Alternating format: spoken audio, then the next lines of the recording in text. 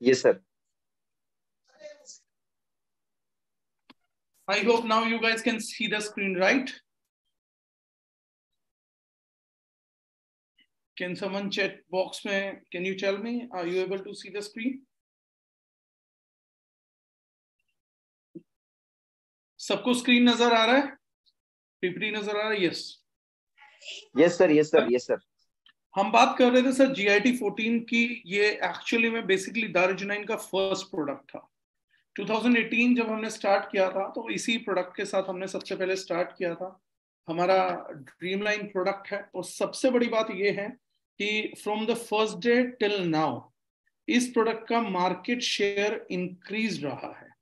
और जब हम बोलते हैं बड़े प्राउडली कि लगभग हमने 25 कंट्रीज के अंदर 23 कंट्रीज के अंदर माल भेजा है, तो फर्स्ट इंट्रोडक्शन हमारा ऑलमोस्ट सभी कंट्रीज के अंदर GIT से ही रहा था।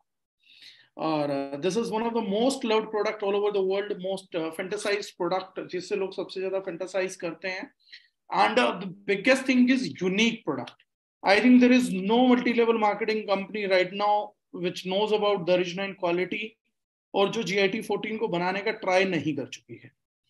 लेकिन हमने यूनिक बनाया था। अब इस प्रेजेंटेशन में हम जानेंगे इसके पीछे का थॉट प्रोसेस क्या था, हमने क्या चीजों को कंसीडर किया था। तो हमने बनाया था एसिड टू अल्कलाइन सॉल्यूशन। अब ये एसिड टू अल्कलाइन सॉल्यूशन था क्या, किस वजह से था? What is acid alkaline? सबसे पहले हम समझते हैं, हाई स्कूल केमिस्ट्री के अंदर हम लोगों को बताया जाता है pH is nothing other than potential of hydrogen. Potential of hydrogen exhibit करती है किसी लिक्विड की 7.365, रफली 7.365 हम न्यूट्रल कंसीडर करते हैं।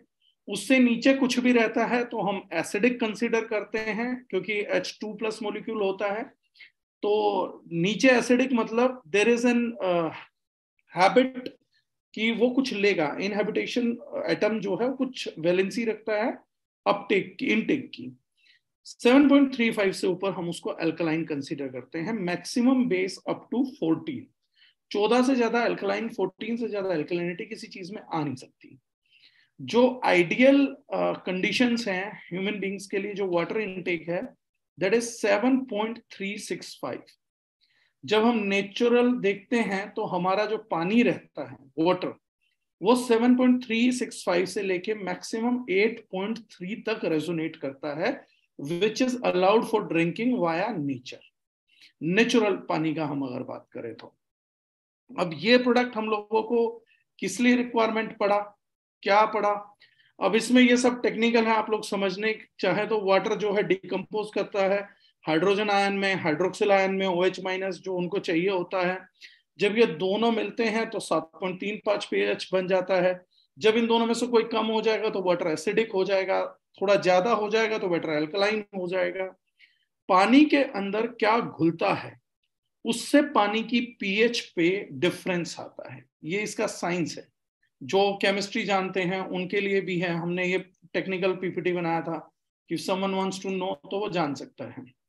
अब ये इंपॉर्टेंट कितना है, हम पानी की pH के बारे में क्यों जाने, क्यों समझे, किस लिए जरूरी है?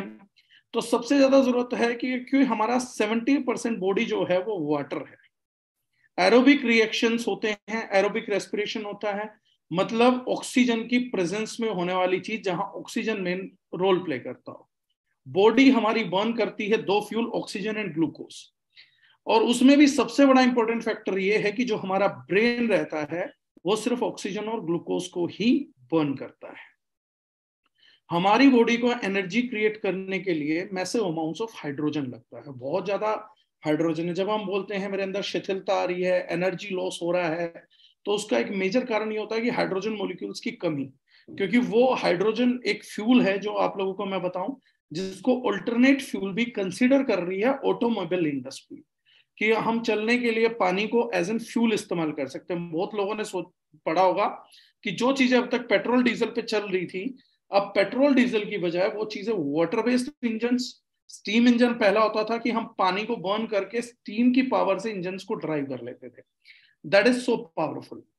अभी हाइड्रोजन भी एज एन फ्यूल हम यूज करने के लिए प्लान कर रहे हैं, तो हमारी बॉडी भी हाइड्रोजन को एज एन फ्यूल यूज करती है। Each day our body uses a half pound of pure hydrogen. Half pound का मतलब हो गया लगभग 200 ग्राम। 200 ग्राम प्योर हाइड्रोजन अभी भी हमारी बॉडी इस्तेमाल करती है अपने बॉडी के मेटाबॉलिक फंक्शंस को करने के लिए। जो हमारा डीएनए है, बहुत से लोग बच्चों का छोटी एज के अंदर बाल सफेद हो जाता है, झुर्रियां जल्दी आती हैं जिसको हम एजिंग बोलते हैं, डीएनए डैमेज होने से हमारा डाइजेशन कोलैप्स होता है, कैंसर जैसी चीजें होने लगती हैं। तो जो हमारा डीएनए है उसको भी होल्ड करने के लिए हाइड्रोजन बॉन्ड यूज होते हैं। तो the pH of DNA is basically a bit higher। वो ज्यादा हाइड्रोजन एब्जॉर्ब कर सकता है हमारा डीएनए। ये एक ऐसा एजुकेशन लेवल है, क्योंकि हम सभी के लिए पीपीटी बनाते हैं, ऑल्दो डायरेक्ट सेलिंग्स में यूजुअली इस तरीके की कंसिडरेशंस नहीं होती हैं, बट आप इनको समझेंगे तो बहुत ज्यादा चीजों में दिमाग खुद चलेगा कि जीआईटी हम कहाँ यूज कर सकते हैं। इसलिए पोटेंशियल ऑफ हाइड्रोजन बढ़ने के कारण हमारा जीआईटी जो है वो एंटी एजिंग इम्पैक्ट भी देगा। अब आपको एक और इंटरेस्टिंग चीज बताऊंगा।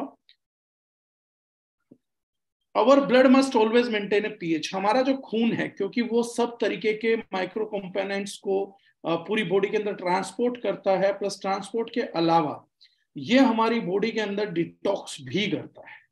डिटॉक्स करने के लिए कोई भी चीज है, जिन्होंने अच्छा साइंस पढ़ा वो जानते होंगे, चार्ज या तो प्लस होता है, पॉजिटिव जो ऑपोजिट चार्ज रहता है वो अट्रैक्ट करता है, सिमिलर चार्ज रिपेल करता है।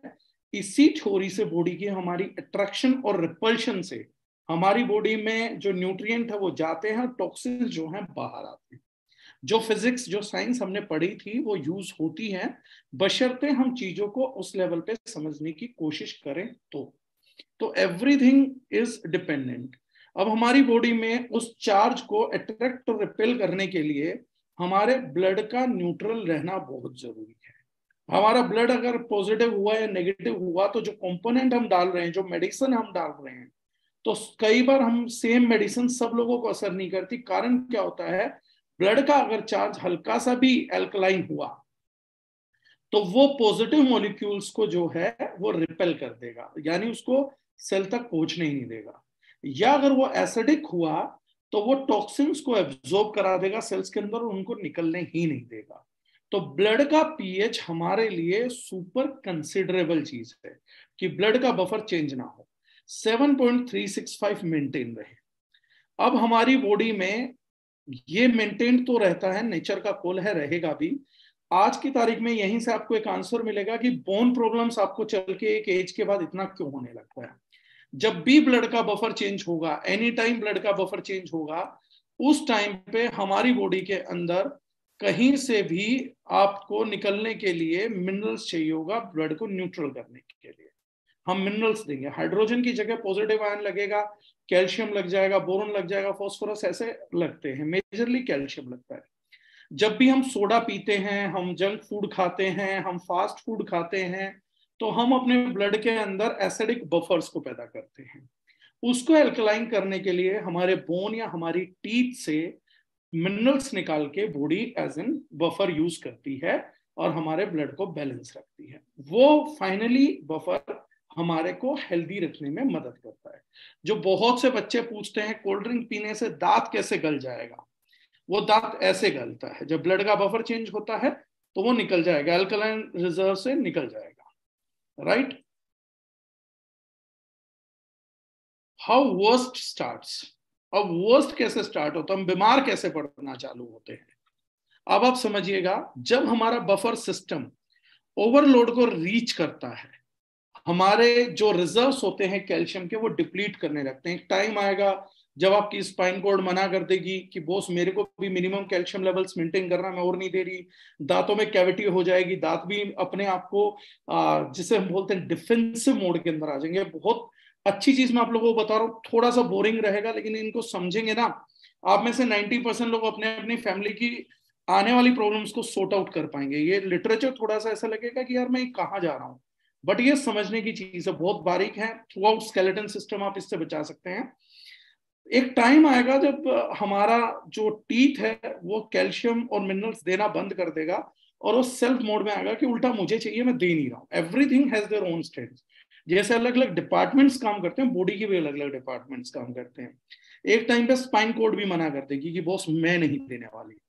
एक टाइम पे दूसरे बोन्स भी मना कर देंगे कि मैं इस चीज में इंटरेस्टेड नहीं हूँ, ब्लड का बफर चेंज होता हो तो हो जाए, लेकिन मैं नहीं दूंगी अपना कैल्शियम पोटेशियम, मैं रिलीज नहीं करूंगी। ऐसी किसी सिचुएशन में हमारे ब्लड का बफर तेजी से चेंज होने लगता है। जब ये चेंज होने लगता है तो हमारे जो टिश्यूज रहते हैं वो डेटरोइट करने लगते हैं, मसल्स बोन्स सब कुछ डेटरोइट करने लगेगा। एसिड वेस्ट जो होती है वो ऑक्सीडाइज होती है, रस्ट। जो काम जंग लोहे के लिए करता है वही एसिडिक ब्लड हमारी पूरी बॉडी के लिए करता है, कंप्लीट हमारी बॉडी के लिए करता है।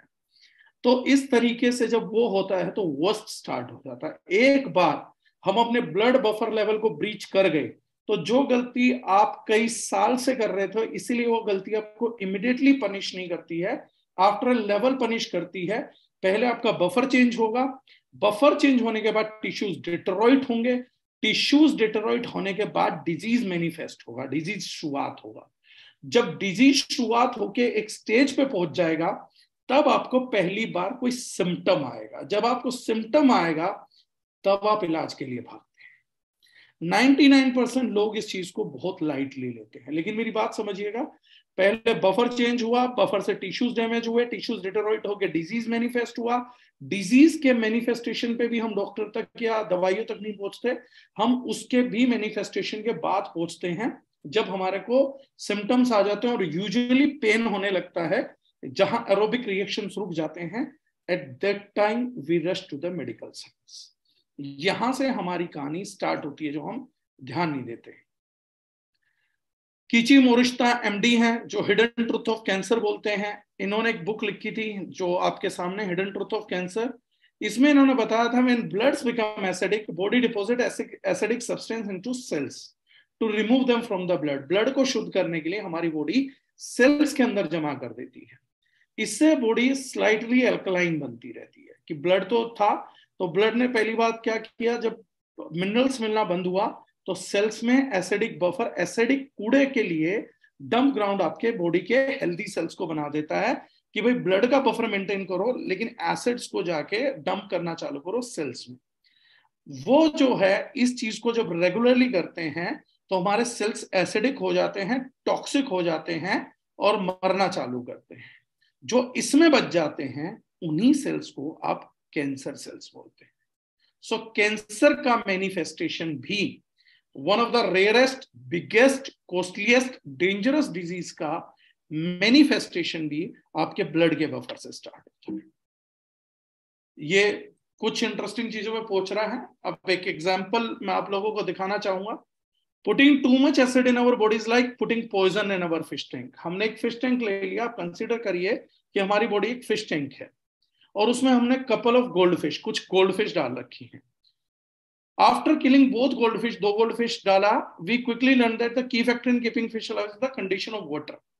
अगर गोल्ड फिश को जिंदा रहना है इसमें तो बड़ी तेजी से आपको पता लगेगा कि ये पानी की गुणवत्ता पे डिपेंड करता है कि मछली इस इकोसिस्टम में जिंदा रहेंगी या नहीं रहेंगी। अगर ये वाटर का पीएच बैलेंस नहीं है तो मछलियां बहुत जल्दी मरती हैं।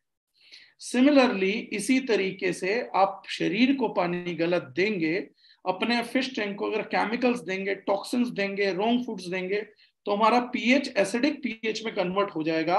और जैसे मछलियों को ऑक्सीजन डिप्राइवल हो जाता है, आप आरओ वाटर लीजिए, मैं आपको और सरल बताता हूं, आप लोगों में से किसी को चेक करना हो आपके पीएच का कितना असर है, तो जिसके घर में फिश टैंक हो 2-4 मछलियां डालिएगा और आरओ वाटर डाल दीजिएगा, डीमिनरलाइज्ड वाटर। आप देखिएगा वो सिर्फ 24 से 48 घंटे में मर जाएंगे। They won't be able to breathe in that atmosphere. ये बहुत लोगों को सरप्राइजिंग लगेगा। वहीं पर आप तालाब का बहुत ही या नदी का गंदा पानी लाके डाल दीजिए and your fish would be surviving for years because that water is an alkaline water. आप बिस्लरी का पानी डालिए, आप किनले का पानी डालिए, मछलियां जिंदा नहीं रह सकती because they won't be able to breathe. Oxygen नहीं मिल रहा उनको तो वो ब्रीथ नहीं कर पाती। Similar way our body does. ये कुछ फैक्टर्स हैं। अब हम अपना सबसे बड़ा चैप्टर ये है, हम अपने टिश्यूज की बफर को कैसे मेंटेन करें। ये तो समझ आ गया कि हर मैनिफेस्टेशन लगभग एसिडिक एल्कलाइन चीजों से चल रहा है। मैं अपना बफर कैसे मेंटेन करूं ताकि मेरा बफर कभी ना जाए, मेरा स्केलेटन सिस्टम खराब ना हो, मुझे कैंसर ना हो, मेरे बाल जल्दी सफेद ना हो, मेरा डीएनए डैमेज ना हो। तो मैं क्या करूं? इजीएस्ट थिंग क्या है, आप 20% एसिडिक फूड्स लीजिए, 80% एल्कलाइन फूड्स लीजिए। अब यहां पे मैं एक छोटी सी चीज बताना चाहूंगा। संतरा एक एसिडिक फूड है, उसका पीएच लो है। हर खट्टी चीज एक एसिडिक पीएच दिखाती है। संतरे हैं, बेरीज हैं, आंवला है। तो बहुत सारे लोग जो एमएलएम में अनपढ़ हैं वो एक बेवकूफी जैसी बातें करेंगे, बड़े सारे बेवकूफ पने के बात करेंगे कि ये भी तो एसिडिक है। आयुर्वेद की दृष्टि से दो चीजें हैं, पाक एंड विपाक। पाक मतलब क्या खाया, विपाक मतलब बॉडी में क्या हुआ। जो चीजें नेचुरल खट्टी होती हैं ये एसिडिक इन फिजिकल फॉर्म होती हैं, लेकिन ये सभी चीजें बॉडी में अल्कलाइन असर छोड़ती हैं। आप लोगों ने सिरका लिया होगा तो बॉडी में अल्कलाइन असर छोड़ेगा। आप लोगों के लिए, आप लोगों ने कई बार समोसा खाया होगा, इंडियन फास्ट फूड। मैं आप लोगों को कुछ टेक्निकल यहाँ पे एनरिचमेंट करूंगा। आप बर्गर, पिज्जा और samosa, which one is healthier, which one is unhealthier. हर ये एक फूड जो होता है वो बफर को चेंज करता है, पीएच जो रहती है इन सब की कम रहती है। लेकिन Indian intelligence over a period, over years बहुत ही फिनोमिनल लेवल पे थी। जब हमने समोसा बनाया तो समोसे को खाने के लिए हम लोगों ने इमली की चटनी बनाई जिसका पीएच बॉडी में 10 हिट करता है। सिमिलरली हम कोई भी पकोड़ा खाएंगे या कोई भी इंडियन फूड खाते हैं तो उसके साथ ग्रीन चटनी दी जाती है। वो मिर्च की नहीं होती, बहुत सारी चीजों की होती है, लीव्स की होती है, which is again alkaline in nature. तो हमारे पूर्वज इस बात को जानते थे कि अगर कभी भी चीजों को हिट करो तो एसिड एल्कलाइन को बैलेंस रखो। मैंने ये बात क्यों बताया, मैं मीटिंग ले रहा हूं। अगर कभी भी आप बाहर जाते हैं और आपको फास्ट फूड या कुछ खाना पड़े तो the better choice is to go for Indian foods rather than going for western foods. So you are safe guarded there, क्योंकि आप बर्गर खाओगे केचप के साथ, बोथ आर एसिडिक, उसको फिर एल्कलाइन सब्सटेंस के साथ न्यूट्रल करना पड़ेगा। वहीं पे समोसा चटनी के साथ खा के न्यूट्रलाइजेशन तक पहुंच जाता है। सो this is one thing. Alkaline forming foods हमें खाने चाहिए जो कि 80% होना चाहिए हमारी डाइट में। 20% हम एसिड फूड खा सकते हैं, लेकिन करंट सिचुएशन में हम 80% एसिडिक फूड खाते हैं और केवल 20% ही हम अल्कलाइन फूड खा रहे हैं। तो हमें जो करना चाहिए हम एकदम उसका रिवर्स कर रहे हैं। अच्छे अल्कलाइन फूड क्या है? रो वेजिटेबल्स, रो फ्रूट्स, जो भी हम उबाल के खाते हैं, लौकी, टिंडे, ये सब चीजें खाते हैं तो ये नेचर वाइज अल्कलाइन होती है। फिग्स हैं, ओलिव ऑयल है, हनी है, एप्पल सीडर विनेगर है, ग्रीन टी है, ज्यादातर जो हर्ब्स हैं, ग्रेन्स है, स्प्राउट्स है, स्प्राउटेड ग्रेन्स, ये सब एल्कलाइन इन नेचर है। Rest all things mostly are acidic in nature है। एसिडिक फॉर्मिंग फूड्स क्या है? Soda, coffee, alcohol, chocolate, tobacco, meats, oysters, fish, eggs, chicken, pizza, beans, burgers, chop, white bread, pasta, corn oil, sweeteners such as sugar, molasses, maple syrup, processed honey, processed honey जो wild नहीं है, जो organic नहीं है, mayonnaise, soy sauce, grains such as corn, rice and wheat, ये सब acidic food है which we are not knowing. How many of us follow the thumb rule? Now the question is, क्या हम बीमार पड़ेंगे या नहीं पड़ेंगे, ये इस चीज पे डिपेंडेंट है कि हम में से कितने लोग थंब रूल को फॉलो कर रहे हैं। अगर हम फॉलो कर रहे हैं तो हम बीमार नहीं पड़ेंगे, अगर हम फॉलो नहीं कर रहे हैं तो जरूर बीमार पड़ेंगे, एकदम से नहीं पड़ेंगे, over a period of time पड़ेंगे। If my guess work personally is maybe 1% people are not following. हम अगर आज 4 चपाती खाते हैं तो आधा कटोरी सब्जी खाते हैं, जबकि थंब रूल बोलता है आप 4 चपाती खा रहे हैं तो 4 कटोरी कम से कम सब्जी खाना होगा। तो the thumb rule we are not going with, right. अब आते हैं, here are some signs our bodies may be too acidic. Level of this presentation to help out everyone. अब क्या क्या साइन है कि मेरी बॉडी टू एसिडिक हो चुकी है, ज्यादा एसिडिक हो चुकी है? जब आपको खूब सारा फैटिक फील हो तो आपकी बॉडी एसिडिक है। अगर आप हर हफ्ते 10 दिन में हेडेक महसूस कर रहे हैं तो आपकी बॉडी एसिडिक है। अगर आपके स्टमक में ब्लोट होता है, गैस होती है, इंडाइजेशन होता है, तो आपकी बॉडी एसिडिक है। यही बातें आपको बाद में लिंकअप करने में काम आएंगी चीजें, राइट। हम बहुत स्ट्रेस्ड हैं, हर बात पे चिड़चिड़े हो रहे हैं, कई बार महिलाओं को मूड स्विंग्स होते हैं, वो भी एसिडिक बॉडी का साइन है। जब आयरन डेफिशिएंसी हो जाएगी तो आप ऑटोमेटिकली जो है स्ट्रेस्ड आउट होने लगेंगे, मूड स्विंग्स होने लगेंगे, वो भी एसिडिक चीजों का ही साइन है। जब हम एनफ एल्कलाइन फूड्स नहीं खा रहे होते, हमें अच्छा भी नहीं लग रहा होता, वी आर एसिडिक। जब बाल झड़ने और टूटने लग जाएं, नेल्स टूटने लग जाएं, ब्रिटल हो जाएं, that is a sign of high acid in body tissues. जब बालों की तरफ एसिड जाएगा, जब नाखूनों की तरफ जाएगा, तो बहुत जल्दी ब्रिटल हो जाते हैं, राइट। कुछ और साइन, फॉरगेटफुल मेमोरी, फोन मिला भूल गए किसको कर रहे थे, कहीं कोई चीज रखी 2 मिनट के अंदर भूल गए। बोन प्रॉब्लम्स, अगर किसी को कोई भी स्पाइनल इशू है, घुटनों में दर्द है, जोड़ों में दर्द है, सर्वाइकल है, सटिगा है, डेफिनेटली 100% आपकी बॉडी एसिडिक है। आप टेम्परेचर सेंसिटिव हो, ठंड में बहुत ज्यादा ठंड लगती है, गर्मी में बहुत ज्यादा गर्मी लगती है, टेम्परेचर बेयर ही नहीं कर पा रहे हैं, आपका बॉडी वो एडजस्ट ही नहीं कर पा रहा सीजन चेंज को। ठंड में एकदम ठिठुर जा रहे हैं, कंबल भी दे दो, स्वेटर भी दे दो, जैकेट भी दे दो, मफलर भी दे दो, थोड़ा सा भी बर्दाश्त नहीं हो रहा कोल्ड टेम्परेचर। हीट में हल्की सी भी हीट बर्दाश्त नहीं कर पा रहे हैं, your body is acidic. Obesity definitely acidic sign है। Organ problems, liver fail, liver fatty, kidney failures, metabolic problems like thyroid and diabetes, these all are sign of acidic body. Solution क्या है? Solution is GIT14। अब GIT14 कैसे solution है? इससे आगे बढ़ने की बजाय इतनी सारी प्रॉब्लम्स हम लोगों को, तो क्या नेचर क्रूअल है क्या, बहुत ज्यादा क्रूर है क्या? सबसे पहला सवाल ये है। हम डायरेक्टली सॉल्यूशन पे जाएं उससे पहले हम सॉल्यूशन को फिगर आउट करते हैं। क्या ये सारे इलाज बिना पैसा फूके संभव है? Yes, right education is when. जब मैं आपको बता सकता हूं कि ये इलाज आप बिना GIT पे पैसा फूके भी कर सकते हैं। GIT तक कब जाएंगे वो मैं बताता हूं। ये सारी प्रॉब्लम्स हैं तो GIT तक जाना पड़ेगा आपको, या GIT को अपनाओ, इन प्रॉब्लम्स तक नहीं जाना होगा, वाइस वर्सा है। GIT का पानी पीते रहिए, इन प्रॉब्लम्स तक नहीं पहुंचेंगे, या इन प्रॉब्लम्स को पहुंचने के बाद GIT का पानी पीजिए तो इन सब प्रॉब्लम्स में वो हेल्प करेगा। डिपेंडेंट ऑन फ्रीक्वेंसी, नेचर, उसका एम्पलीट्यूड क्या है, तो उस हिसाब से आपको GIT का इंटेक करना पड़ेगा। लेकिन इसके बीच में एक रास्ता है। बीच में क्या रास्ता है? बीच में रास्ता है, प्रकृति ने हमारे को पूरे नेचर में कहीं पर भी नेचर मेड फास्ट फूड्स नहीं मिलेंगे। नेचर ने हमें बनाया, नेचर ने फूड्स को बनाया, लेकिन नेचर ने किसी भी फास्ट फूड को नहीं बनाया। फास्ट फूड बनाए ह्यूमंस ने, जैसे ह्यूमंस ने केमिकल बनाए वैसे ह्यूमंस ने फास्ट फूड बनाए, and we are getting damaged.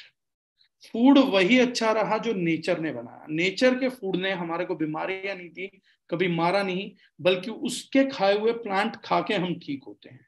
हम अपना बनाया हुआ खाना खा के बीमार हो रहे हैं और उसका खाना खा के हम ठीक होते हैं। Nature did this for us. अब व्हीट भी आ गया, राइस भी आ गया, ये तो एसिडिक है, ये तो नेचर ने बनाया है। तो मैं आप लोगों को अपडेट कर देना चाहूंगा, आज जो हम व्हीट खाते हैं that is a genetically modified organism, GMO। उसका ओरिजिनल बीज एसिडिक नहीं होता और वो बहुत रेयर है। उसका 5 किलो का आटा लगभग 850 रुपए का आता है। जो 30 रुपए में मिल रहा है वो जेनेटिकली मॉडिफाइड है। तो बहुत अंतर है नेचर की चीजों को समझने के लिए। लेकिन फिर भी नेचर ने हमारे को प्रिवेंट करने के लिए एक शानदार चीज हम लोगों को दी, विच वॉज वाटर, पानी। जितनी प्रॉब्लम्स मैंने आपको बताई, आप लोग ब्रेक लीजिए अपनी लाइफ से। जो भी नॉर्थ ईस्ट के मेरे फ्रेंड्स सुन रहे हैं मुझे, जो बिहार से सुन रहे हैं, जो जयपुर से सुन रहे हैं, जिनके नजदीक कुआं हो, रिवर हो, वाटरफॉल हो, आप लोग जाइए, 10-15 दिन का ब्रेक लीजिए, वहां रहिए और वहां का पानी पीना चालू करिए। खूब पानी पीते रहिए और कुछ मत करिए, just drink a lot of water over there. सिर्फ सादा सा खाना खाइए और वो पानी पीना चालू करिए।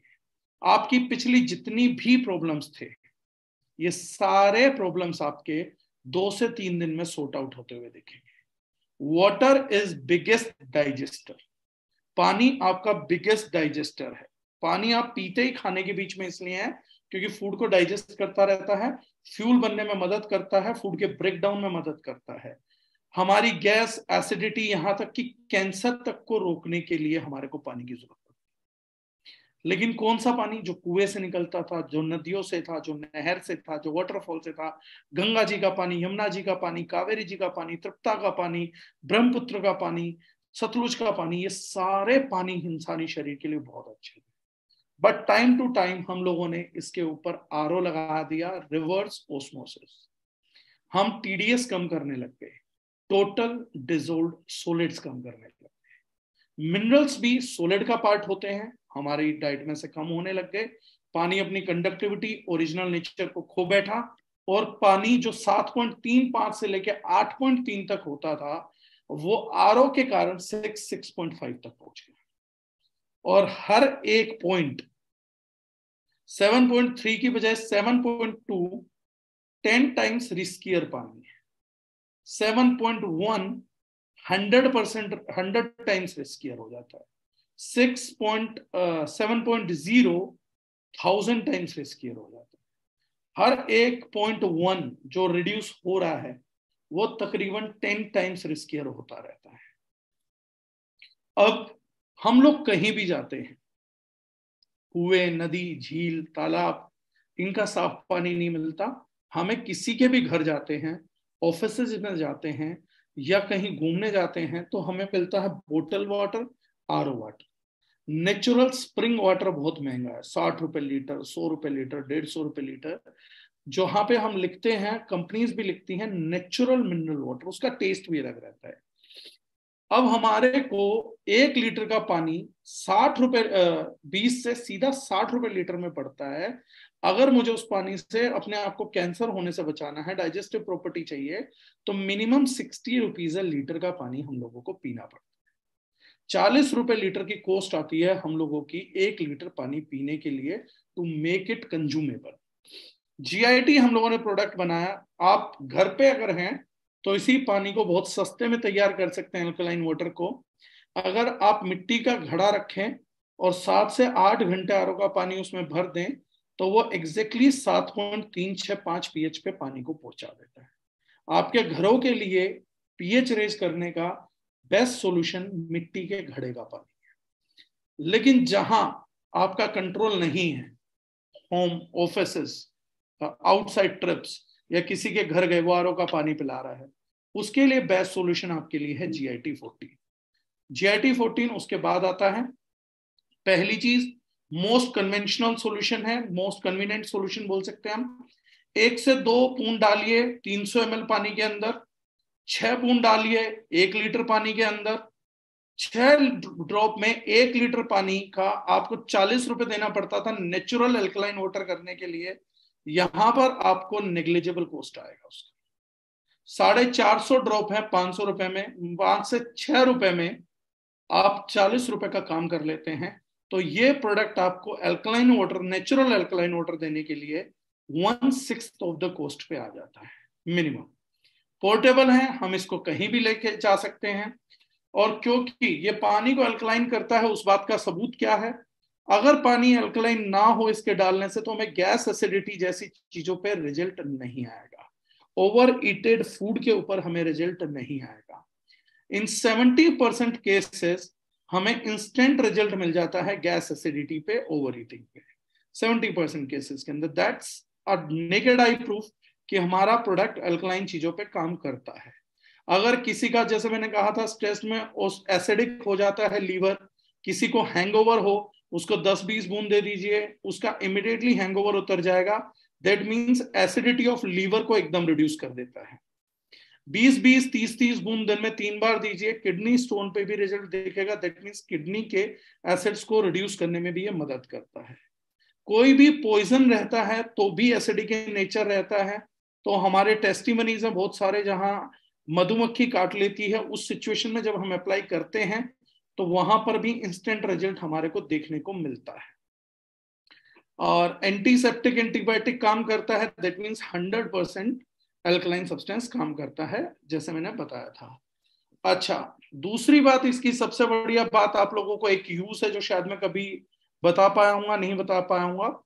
आज की तारीख में दांतों का इशू सबको आ जाता है। उसका एक मोस्ट कॉमन कारण क्या रहता है, हम जहां भी जाते हैं कार्बोहाइड्रेट खा लेते हैं, और कार्बोहाइड्रेट खाने के बाद हम लोगों को यूजुअली कुल्ला करने की जगह नहीं मिलती है, ताकि हम अपने माउथ के अंदर चिपके हुए जो फूड पार्टिकल्स हैं उनको थ्रो कर सकें। इंस्टेंटली हम क्या करते हैं कि अपना हाथ को टिश्यू पेपर से साफ किया और निकल आते हैं, और उसी कार्बोहाइड्रेट के ऊपर बैड बैक्टीरिया डिपॉजिट होके हमारे दांतों के अंदर प्लाक बनाता है, बैड माउथ ऑडर पैदा करता है, और हम लोगों के गम्स को स्वेल कर देता है। ऐसी किसी सिचुएशन में जीआईटी बेस्ट माउथ वॉश है। आप इसका पानी में डालिए, थोड़े से पानी में 2-4 बूंद डालिए और उसका कुल्ला करके you can Gulp it down, तो आपका फूड भी ज्यादा बेटर डाइजेस्ट होगा, एसिड अल्कलाइन बफर भी मेंटेन करेगा, आपके दांतों के अंदर से बदबू भी नहीं आएगी, आपकी स्वेलिंग भी रिड्यूस होने लगेगी। तो this is the best mouth wash. आपको अलग से माउथ वॉश का पैसा फूकने का जरूरत नहीं आने वाला है, राइट। अब इसके अंदर डला पार्ट क्या है, best part is no chemicals, mentha, स्पेक्टा, ट्रैकेस्ट्रम अमीसत्वा, मूली क्षार, सेंधा नमक, टंकन भस्म, एलोवेरा एक्सट्रैक्ट, फेरुला नार्थेक्स, महारसनादि क्वाथ, तुलसी का तेल, सेलेस्टस पेनिकुलेटस ऑयल, निजिला सत्वा कलौंजी का तेल, ये सब चीजें इसके अंदर डली हैं। अब इनके जिसको भी चाहिए मैं पावर पॉइंट प्रेजेंटेशन कर दूंगा, this is just to notify. ये मीटिंग में बताने की जरूरत नहीं, आप इसे पढ़ सकते हो कि इनके बेनिफिट्स क्या क्या हैं जो इन चीजों में है, इनकी टेक्निकल स्टडी क्या है, वो चीज क्या है। जैसे ये नाम है ट्रैकेस्पेरम अमीसत्वा, तो अजवाइन का तेल है ये। तो इनके कहाँ कहाँ यूज है जब आप पूरा पढ़ेंगे। मूली क्षार, ये मूली आप घर में देखते रहते हैं, इसके पत्तों से क्षार निकलता है, वो हमने इसमें यूज किया है। देन टंकन भस्म है, it's a good source of calcium. आपका एलोवेरा एक्सट्रैक्ट है, गुड फॉर ब्यूटी। आपका फेरुला नेर्थेक्स है, दिस इज द थिंग, ब्रोंकाइटर होता है, अच्छी सांस लेने में, खुल की सांस लेने में मदद करता है, फूड पॉइजनिंग में हेल्प करता है। देन महारसनादि क्वाथ है, महारसनादि क्वाथ बनाया जाता है लगभग 25 से 30 जड़ी बूटियों का यूज करके। This is very big thing, this is not a single plant, बहुत सारी चीजों का यूज होता है। ओकमियम सेंक्टम है, तुलसी, मैंने बताया था आप लोगों को, ब्लड शुगर लेवल से लेके सब चीजों में। सेलेस्ट्रस पेनिकुलेटस ऑयल है आपका, तो आप देख सकते हैं किस चीज का बना रहता है। आपका निजला सत्वा है, कलौंजी का तेल, ब्लैक सीड ऑयल हम बोलते हैं, कुरान शरीफ में बहुत बड़ा दर्जा दिया गया है। इसकी स्टडीज क्या बताती हैं वो भी मैंने फाइल कर रखा। ये change of pH of water था after adding GIT. Season to season adding of herbs में हम चेंज करते हैं। ये एसिडिक वाटर था जिसमें हमने जीआईटी ऐड किया, and it reaches to alkaline, वो 7 to 8.5 के बीच में नेचर जो है एग्जिबिट करता है। 4 पीएच का वाटर आ रहा था आरओ से at the time we tried, तो ये हमने अपने ऑफिस के अंदर इन दोनों का अंतर दिखाया था, राइट, क्लियर। ये टेस्टिमनीज हैं, गूगल भरा पड़ा है पूरा, यूट्यूब भरी पड़ी रहेगी, आप जहां भी देखेंगे। So this is one of the things. GIT को लेकर अगर रिलेटेड किसी का कोई क्वेश्चन है तो गाइस में आस्क मी, राइट, और अगर नहीं है तो let me go on to the second meeting.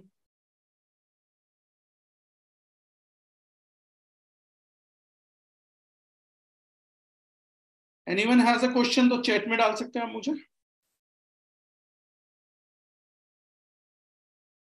किस एज के बच्चे को दे सकते हैं, किसी भी एज के बच्चे को दिया जा सकता है सर। एक्सटर्नल पेन में भी काम करता है मित्तल साहब, 100% काम करता है। How much herbs in total, Pawan ji पूछ रहे हैं। लगभग 200 रहेंगे। पीपीटी कैसे मिलेगा, मैं ब्रॉडकास्ट लिस्ट में आज डाल दूंगा, सबको मिल जाएगा। 6 ईयर के बच्चे को दे सकते हैं, 1 साल के बच्चे को भी दे सकते हो सर। जीआईटी 14 में मैंने बताया 200 प्लस हर्ब्स हो जाएगा सर आपका। अब बात करते हैं सर